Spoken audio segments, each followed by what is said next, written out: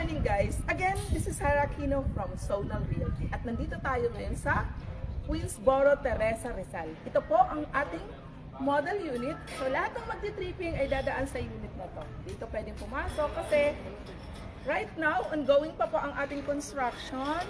Ayan po ang area natin. Ayan, marami pang manggagawa kaya hindi pwedeng pumasok doon sa loob. Ayan guys, so ayan po. So, ipapakita ko sa inyo ngayon is the sample unit for the inner natin, na which is kagaya ng binabanggit ko, paulit-ulit na, ang generic cut ng Apex Homes ay 36 square meters ang lot area at 44 square meters ang floor area. So, lahat ng bahay dito, ang sukat ay 44. So, i-divide mo lang yan into 2, meaning 22 square meters ang nagamit out of ng lote. Kasi, yan ang madalas itanong ng mga tao. Ganoon ang lote 36, tapos ang bahay 44. For those out there na hindi nila alam na kapag townhouse i-divide, yun po ang sagot. Okay?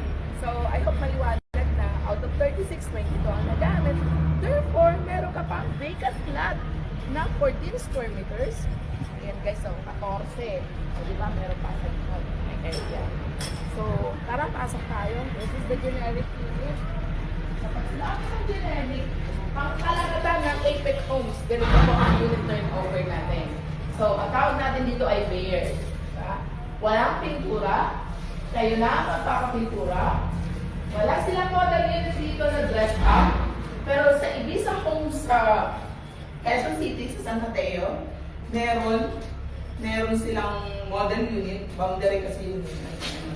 So, dito, kayo na lang ang mag-iisip kung paano nyo pagagandahin ng unit na to.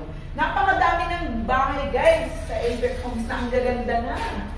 Kung makikita niyo yung mga nagawa naman na. So, ito naman ang CR. Isa ang comfort room.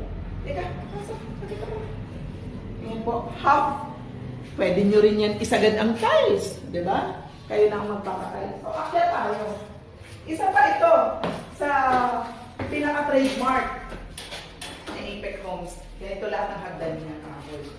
Teka guys, akyat tayo. Ano ang latest ngayon? Dati, way back 2018, kung napanood mo yung mga vlogs ko, ito kasi ang focus project ko talaga. Way back 2018 and 19. Ito ang binenta ko sa San Mateo, Montalban, yan yung mga pinagbibenta ko.